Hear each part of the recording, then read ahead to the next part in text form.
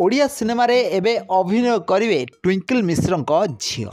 तो आपण मैंने जानी ट्विंकल मिश्र स्वामी ठारू अलग हो जाइछन्ती आ निज झील सहित एबे एकुटिया रोथिबार नजर आछन्ती। ट्विंकल मिश्र 90 दशक हॉलीवुड इंडस्ट्री रे बहुत सारा एल्बम रे अभिनय करछन्ती।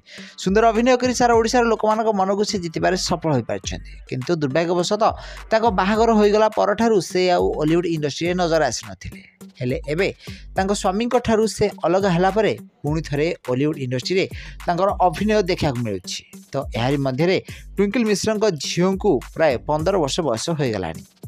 तो यारी मध्य झील पाखरे अभिनय करिवार सुजोग भी आसिकी पहुँची। किसी ओडिया सिनेमा रे तांको हीरोइन भाव में कास्ट करने ऑफर भी आसी।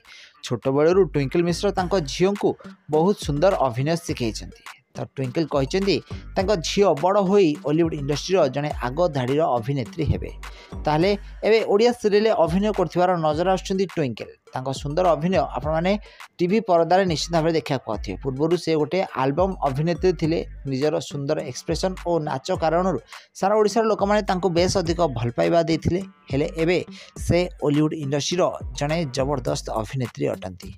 ताहले आगामी दिन मानकरे ट्विंकल मिश्र झील भी हॉलीवुड इंडस्ट्री रे हीरोइन भाव में काम करुवा कथा शुणा मिलूँ। तो फ्रेंड्स आपण मानकु ट्विंकल केमती लागंती, तांको झील केमती लागुछंती, आमको कमेंट माध्यम निश्चित भाव में कमेंट करंतु।